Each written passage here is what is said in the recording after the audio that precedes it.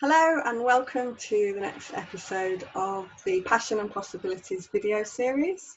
I'm Charlotte Cagny from Birth Essence, where I support women to feel confident and be confidently themselves in birth.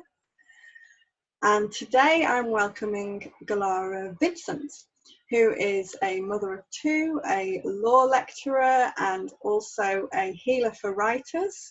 So she has many hats, and today I'm welcoming her on to talk for some of her healing experiences through birth.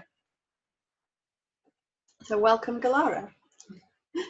Thank you so much for having me, Charlotte. Yeah, I'm really lovely. I'm excited about it. So just maybe if we start with, if you tell me a little bit about yourself and the tools and techniques you use to prepare for the birth of your two children, who are 4 and 6 now, is it? They are. Yeah.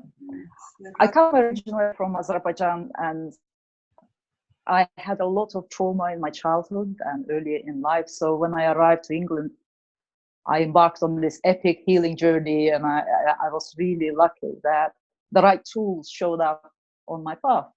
So I met Charlotte through a method called the Journey by Brandon Bates, and it's a really powerful technique. And what called me to do it was this focus on the memories and trauma we hold in ourselves. So by then I was doing quite a lot of conventional therapy, Gestalt therapy, and it really appealed to me to turn to Journey, which had that added benefit of going deeper, because I realized that just talking about issues wasn't shifting it for me.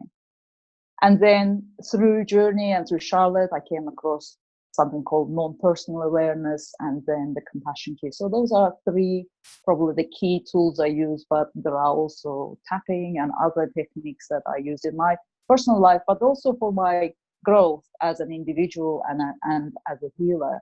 So because I experienced so many techniques and I've seen the benefit and the shift they've created in my life, I chose to train in them and then offer them to public.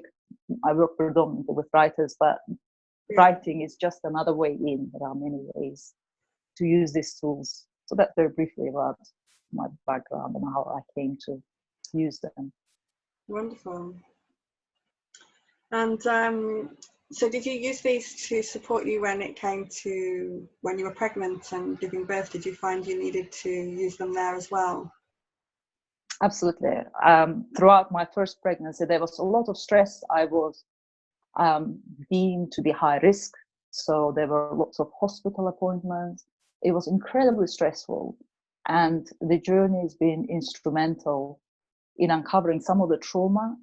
I suffered from sexual trauma in the past. So it was really important for me to release some of that, I want to say gunk, from my system before I can birth my baby.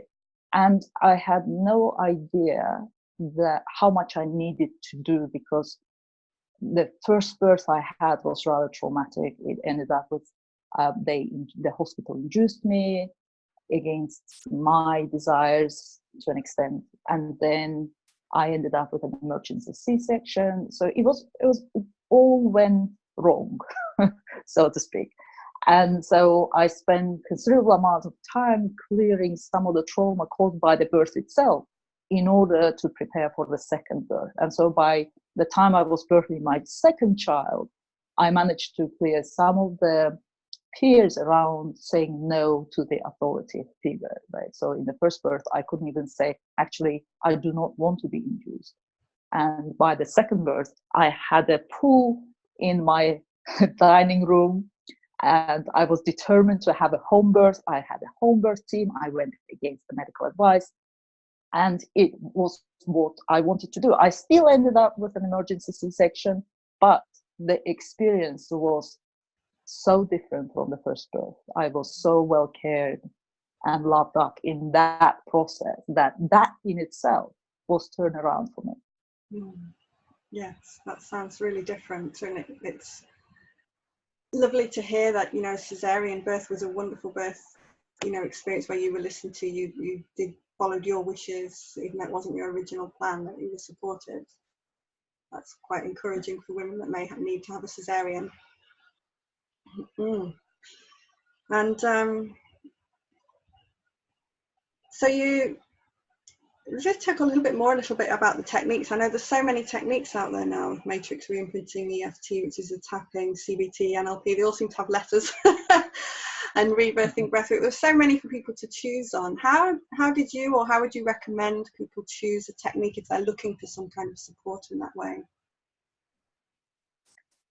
I'd say trust your gut, that you will be, like, set the intention that you want to find the tool that will be serving you.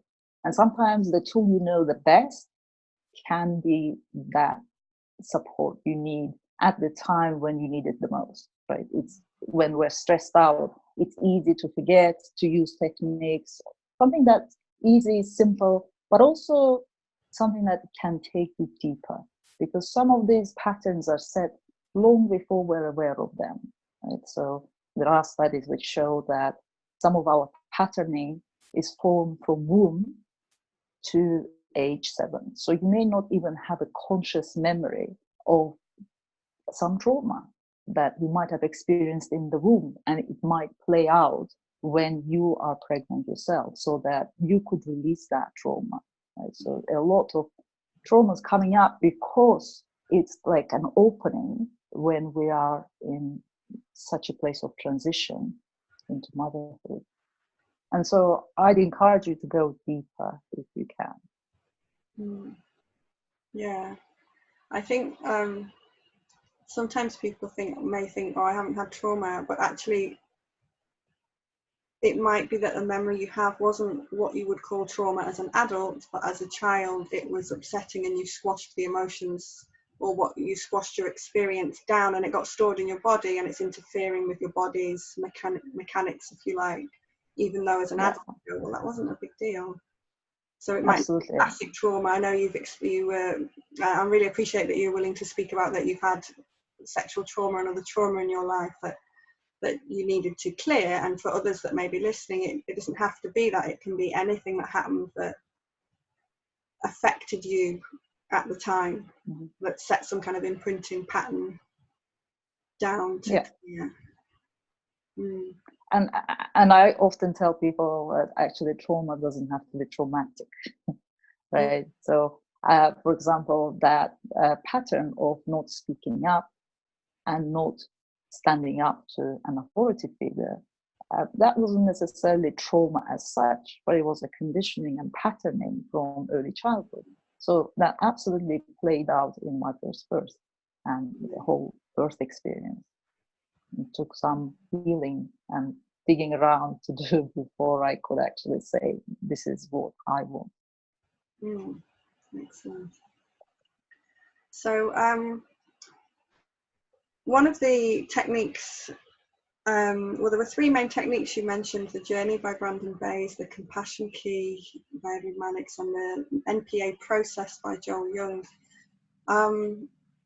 Do you use all of them? Do they mesh together, or would you say a little bit more detail about, say, I don't know which one we'd start with, maybe the Journey, we start with a little bit, and then there's a little bit of detail? Yeah, sure. Because I think one of the things, these techniques are not necessarily the most well known. Everyone tends to have heard of NLP, CBT, and the tapping, and these techniques are maybe less known, but actually at least as powerful. And for obviously, when you find your own technique, you think it's the best technique ever, the most powerful one. When it's actually a technique, you have to find the right one for you. And so I think these are they're also the ones I use, and they're like the most powerful things, brilliant techniques. And so I'd love them to be more well known, and I'd love you to explain a little bit about that. Sure.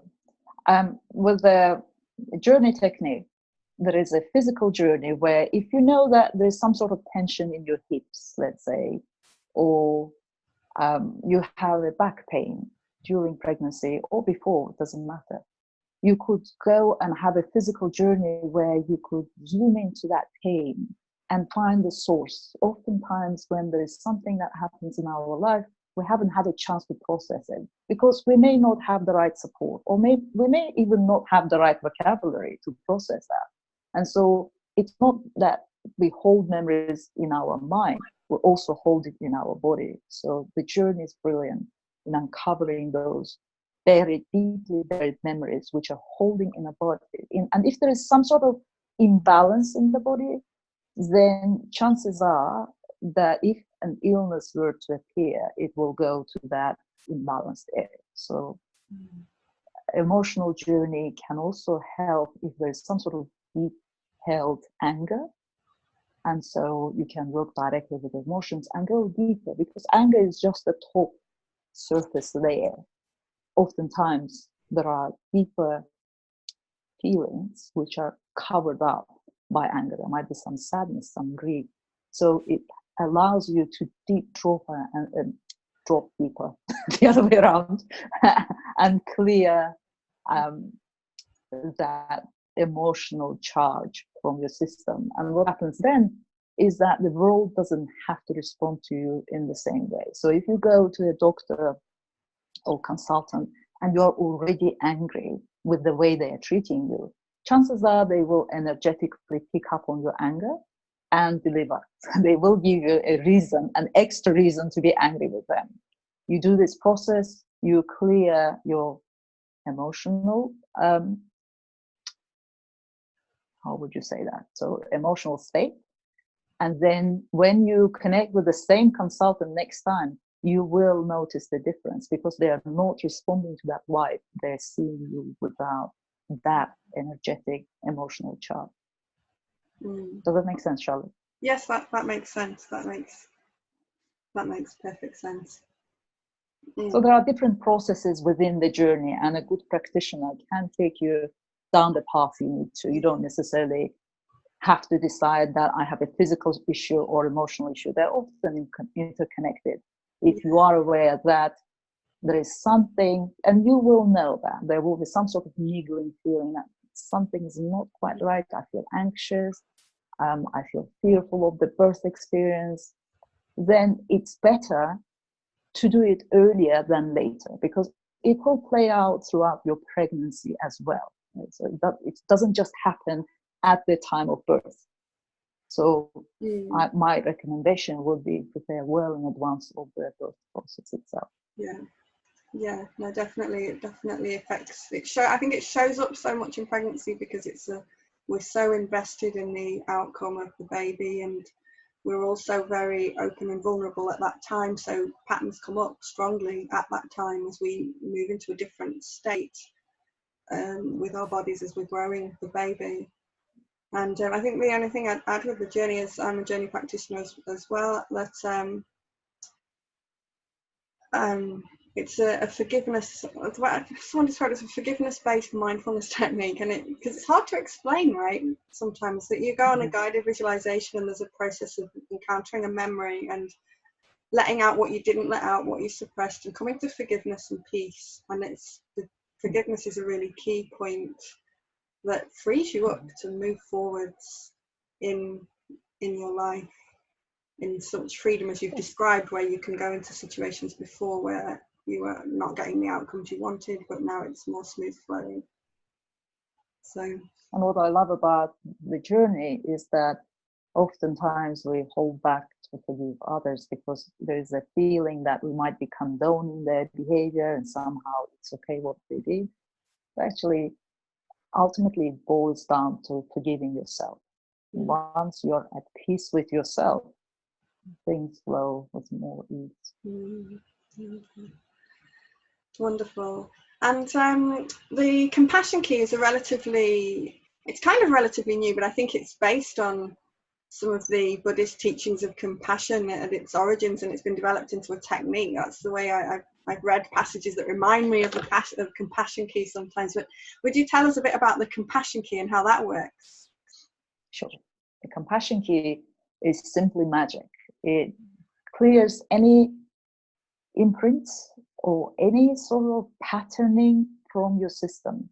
Right? So if there is a specific issue that's bothering you now, chances are its roots are in your childhood. And so it can go back and deal with your present day situation, but also clear the root cause, as with journey too. Clear the root cause of that particular pattern. And what I love about the compassion key is how flexible it is. and how inclusive it is. So it's not just about your body or emotions, but it includes whatever you think about. It's very flexible. It can switch between timelines. So it's incredibly powerful in a way. It can clear an imprint, and then your life transforms in ways that you couldn't even imagine, because that pattern is not playing out anymore. So it's incredibly powerful, and I highly recommend experiencing it, because it's until you have a taste of it and feel how much it moves in you and how much energy it frees up, it's hard to appreciate the tool. And what it does is all those memories, all those patterns and traumas we push down, we're spending a lot of energy to actually keep it down, because the moment it comes up, we might need to feel it and we push it down, and then life keeps presenting situations where we have to feel it. So it becomes uncomfortable, and we waste and drain our energy on holding them down. What Compassion Key does is to help us to acknowledge how we felt. It's highly subjective how we felt, but it doesn't judge that. You can name whatever you felt as a child, let's say, and it may not be the whole truth, but it still gives some validation to that child that, right, that in that moment, that's how you felt, and I'm so sorry about that. So seeing that younger child, acknowledging her pain, is incredibly freeing. And we do some visualizations as part of the process, and you see that transformation in the younger you. If you're not visual, you might just sense it. But I love that it sets you free. It frees up all that energy that you've been using to push the unwanted feelings down, to create something that you'd like with your life. Yes, I love your enthusiasm when you're speaking for the Compassion Key, and it's what it has in common with the NPA process that we both also do, is that it's deceptively simple and hugely powerful results from what is so simple that you can explain what it is specifically in like one sentence practically, but the actual application of it is so flexible and such an art form that the potential for healing from it is huge. Because essentially the Compassion Key is using the energy of compassion, which has a certain frequency, to dissolve the imprinting that was put in place. So it's using that, and that sounds a bit like, well, what is that? It doesn't sound scientific when you say it, but it's amazing. And like you said, experiencing it is the key. No pun intended, yeah. But I don't know how else to put it. And it's so simple and so powerful. And I would invite people just to give it a go. I will put links under the interview of ways that people can experience it later. And the NPA process is another one that I'm hugely passionate about, that's very little known, that can shift incredible amounts of energy in a very short space of time. And sometimes the NPA process turns things on its head, because you don't necessarily need to uncover the memory or need to relive the trauma, which can be a concern sometimes. So the NPA process, I'll just introduce it briefly, is a 6-line spoken word process that Joel often says that it stops you taking things personally, but it lets out the yucky stuff, lets in the yummy stuff. That kind of just doesn't do it justice when you, again, like to experience it and you've had something you've carried around for your whole life perhaps that's weighing on you, and then it's just gone. So how do you find the NPA process, and what would you say about it? So the way I describe it is that oftentimes we have some sort of stuck energy. It could be in our mind or in our body. And the way I do it is to tune into that energy and then complete a sentence like, this is the energy. And the first word that pops into the mind normally is like a label to that energy. So we run it through the sequence, catch that label, and gently pull that energy, and it unravels. It's like the energy starts moving, and then there isn't that stuckness. And with that energy moving, the emotions and the memories around that holding dissipates. So it's absolutely magical, and I love NPA. I use it pretty much every day. And the shifts can be subtle. Like sometimes you don't even realize how much changes over the time through just doing something which could potentially take you 30 seconds a day. Yeah, that's one of the things that's so incredible about the NPA process and also the compassion is how fast it is, how simple and how fast. And it would be my, And also, sorry, I'd just say it'd be my prayer that everyone could access this level of shifts at that speed to be really able to do what they came here to do and make a difference in their life and their world. And also what I love about those tools is that they empower people, right? You can do it anytime, anywhere. Obviously, to go deeper, it's wonderful to have a practitioner with you, but it's something that's with you in that critical moment when you are in the birth situation, you're panicking, and you could just run panic through non-personal awareness and it will calm you down.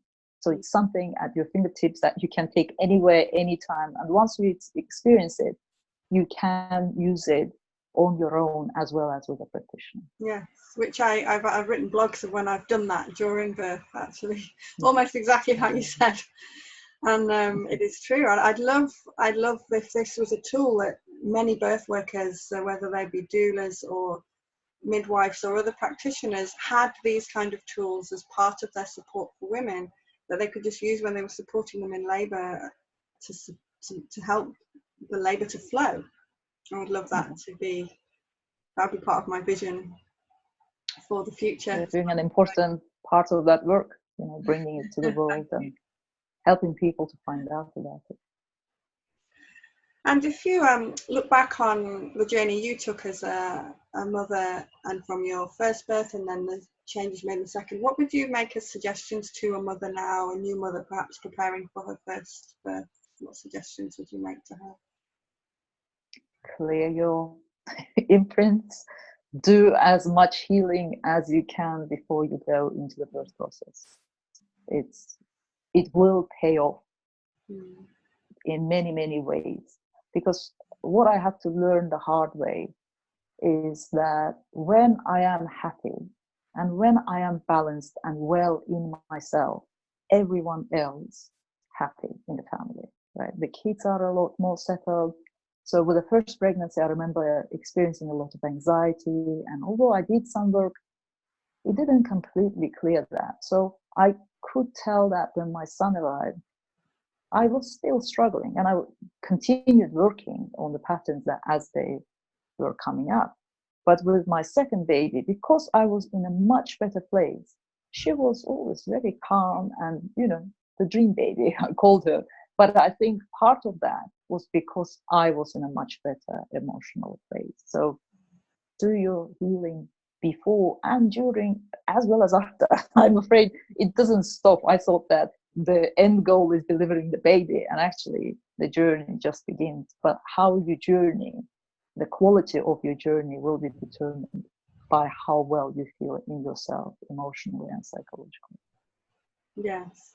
I think sometimes people are worried about digging into this stuff when they're pregnant because they think, oh, that might harm the baby or something. But I think what you're saying is that kind of the opposite is true. If you don't dig into it, it's there acting on the baby subconsciously all the time. Yeah. When you clear it, it's not there anymore. So, and the baby gets the message. Yeah. It's possible to change. And also, the baby doesn't have to carry your stuff because they absorbed all of your energy. They're absorbing your nutrients, but also they are in your energy field. So whatever you're holding in your body, they are not only aware of that, but they may want to lighten up your burden at some unconscious level and take on some of your patterns. So you don't really want to pass on that stuff to your baby. Do clear your energy field, and it will serve you because you will be more resourced to look after the baby. And believe me, I don't know, from my personal experience, it's quite a journey, but also it will serve the baby as well. Wonderful, yes. And what do you find awe-inspiring about birth itself? Everything. everything. Like it's absolute miracle to have your baby, but also how much growth it brings with it. Like it changes us in ways that you don't realize. I think my husband often jokes that the world is divided into two categories of people: those who have children and who don't. And I sort of agree with that, because you have no idea until you have a baby how much it changes you. Like it's not just the practical level of your life circumstances changing, but also as a person, as an individual, your priorities shift, how you see the world shifts. So it's a beautiful journey that my son arrived on a Valentine's Day, and I always told him that you were my messenger of love. But I didn't realize that it wasn't just that external love that I'll have to learn through birthing and becoming a mother. I have to learn to love myself in order to be a better mother. So yeah, it's the best thing that could happen. I'm in awe of the whole process and what it taught me. It wasn't an easy journey, but absolutely worth it. Yeah, wonderful. I love that. I'll always remember that now that you've said that about the messenger of love. I didn't realise that. I love that. I really like that. I'm just reflecting on it now. It's beautiful. It's really beautiful.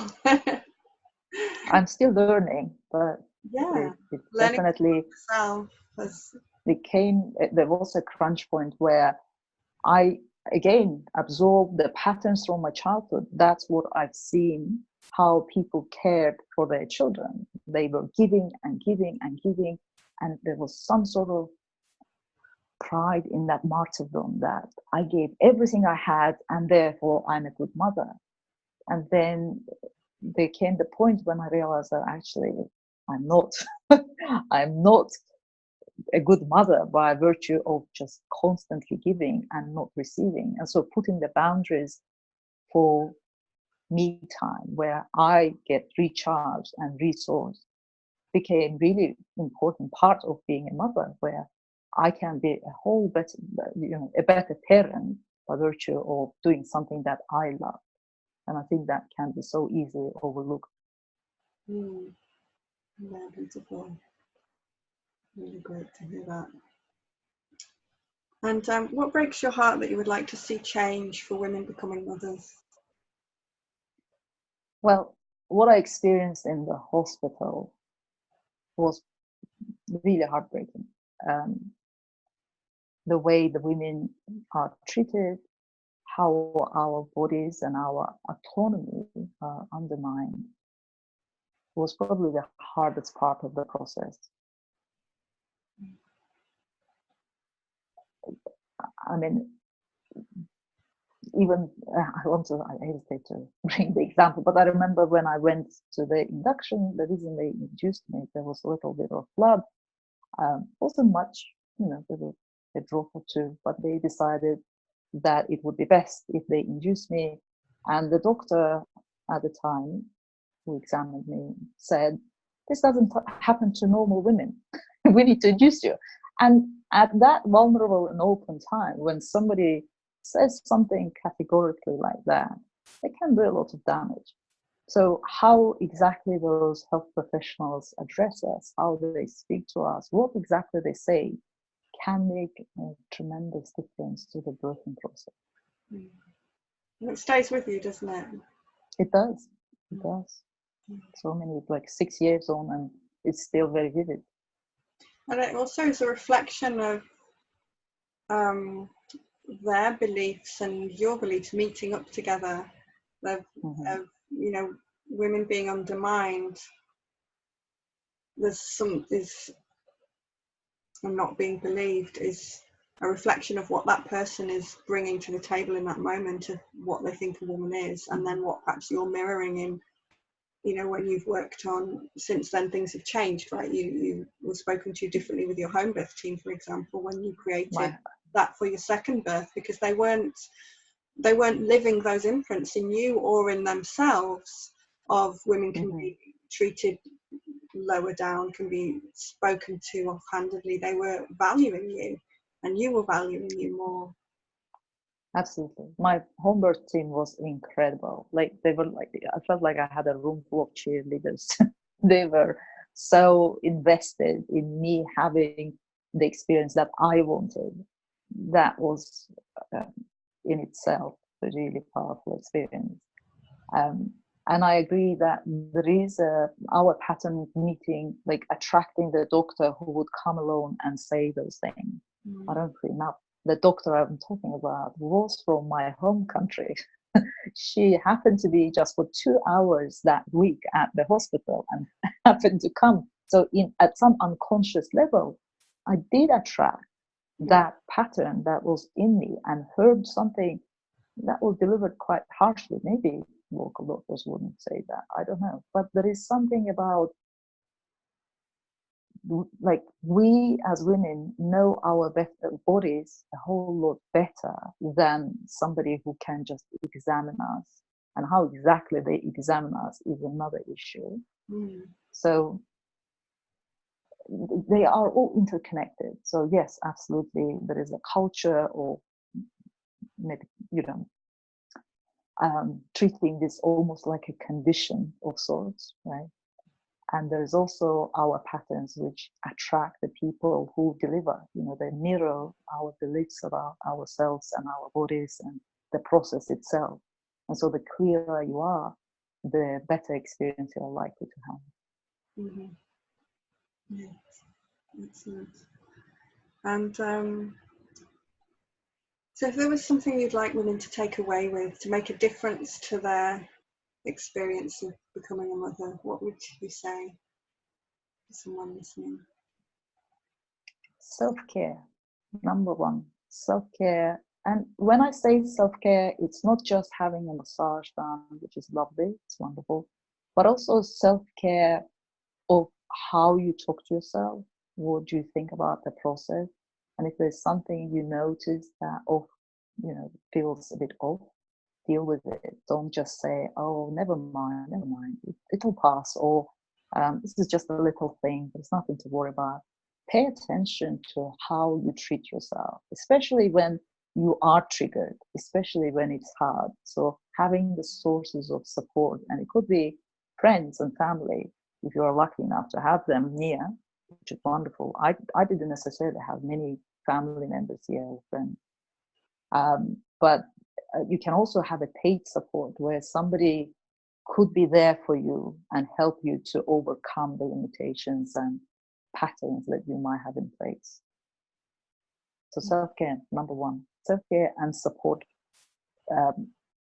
networks, not just one-off. It's great to have one-off experience of something, but for me, what mattered is having a continuous support, somebody I can turn to, because it was inevitable that something will come up, there will be a trigger, and I didn't want to leave a stone unturned after my first birth experience, because I realized how much of my imprints and patterns were playing out in the birthing process and afterward.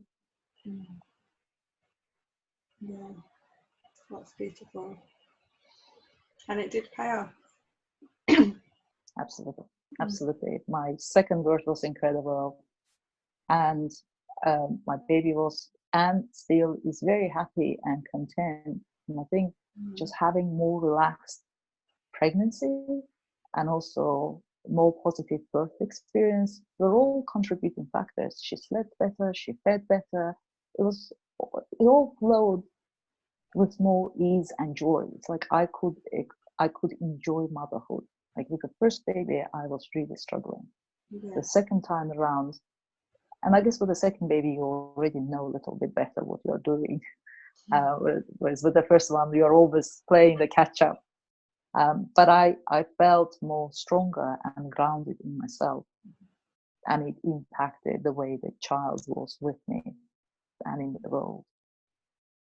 There's one final thing. I think that your story may give hope to some women who've had a less than ideal birth experience, that And one thing is sometimes women are going on to have another child, and that second birth can, or third or fourth or whatever it is, can be more, can heal them. But would you say that the work that you've done afterwards, even if someone's not having another birth experience, that it's maybe never too late to change how you feel about what went wrong, so to speak? Absolutely. It's never too late to change. And when there is a pattern that shows up in birth, it's not just about the birth, right? There is if it shows up during your birth process, chances are it's been there for a long time. Mm-hmm. And of course, there are circumstances around the birth, but the root cause may go back to your childhood and beyond. So if there was something unresolved, I highly recommend clearing that, because that pattern is likely to impact your present day situation in other fields of your life. So it could be in your relationship with a child, it could be at workplace, it could be how you stand up to the authority. So if you notice something unresolved that's still niggling under the surface, it's absolutely worth releasing that, and then you will notice that other areas of your life improve as well, because the patterns, once there's a pattern, shows up in everything. Yeah, and I think some of the gifts of this is coming to peace with what happened, that you can't change. You can see the differences. Do you notice a difference now with your son as you've done more work? Yes, absolutely. I mean, there are many shifts in my life since I've been doing all this work, and it's a constant evolution. It's not fixed. Like for me, this is the work I will do for the rest of my life. It's not that I'm sorted, or it doesn't feel like there is a destination. It's a process. We grow, we clear the layer, we grow into that. We're bigger, more visible, more resourced, and then we reach the limit of that layer. So we want to grow further. And for me, that's the way to grow. It's not even necessarily clearing the past trauma and moving forward from there. It's more, I can move faster and with more ease if I clear the way and release whatever's been holding me back. So yes, it's better, and it's a constant process of evolution and deepening my relationship with him. Yeah, like a tree. Joel Young, the founder of NPA, mentions like a tree, like you grow in each ring, and like it's like not that there's something to fix. It's just being you. The tree is the tree. When it's little, when it's big, it's still a tree, but it's growing into a young tree, an old tree, and it's all its different forms. And these kind of tools make it so much more enjoyable.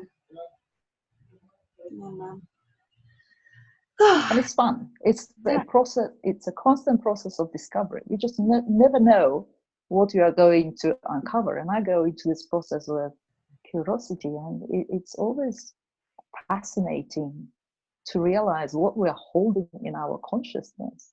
And some of it is passed down through generations, like ancestral patterns that we absorb without even realizing that. Some of it's societal, some of it our own circumstances, right? So it's joyful. It's not sort of, you go, like I used to do therapy, traditional therapy, and it might suit somebody, but for me, I remember coming out of my Gestalt therapy sessions feeling skinned, like skinned alive, so raw, and I'll go and have this sickly chocolate cake and coffee to comfort me, because I'd come out unresolved.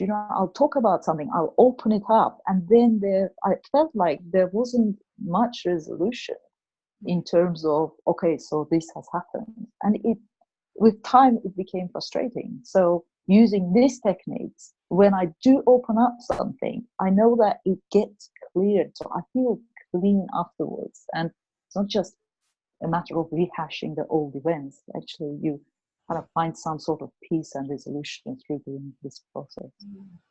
Move forwards to enjoy your life and be. Yeah, absolutely. Yeah. So lovely. So thank you, Gulara, for your time today. Thank you, Charlotte. I've really enjoyed the chat. I'm sure we'll have many more. And It's been really fascinating to get an insight into someone else who works in a similar way to me, of how these tools can really benefit, and I really hope it benefits many people listening. And so I wish you a wonderful day, and thank you for your time, and we'll see you again. And thank you so much, Charlotte. And you absolutely paved this way for me by being your private client. I hope you don't mind me disclosing this. Before, during both of my children's birth and after, you've been such a tremendous support, and I've been on a journey with you, and through all the transformation you helped me to achieve in my life, I've grown to realize that actually I'd like to help other people as well. So you've been sheer inspiration to me all these years, and your skills are incredible. So if somebody's listening and you haven't experienced Charlotte's magic, I could not recommend, I so highly recommend. She changed my life. So thank you. Thanks for having me. For that. I wasn't expecting you to add that in. Thank you so much. And it is honestly a joy and a privilege to work with you and see the transformation, and to know we're part of this movement, both of us, of this joy and freedom that's possible here, and to make a difference. We all become mothers and women and growing in the world and having fun in the world. So thank you. Yeah, what I want to probably end on is that when you heal yourself, you don't heal just yourself. As a mother, you're healing the future generations, and sometimes the past ones as well. So make that suffering stop now. Don't pass it on. Thank you. Excellent. So thank you so much. Thank you, Charlotte. I'll take that. Thank you.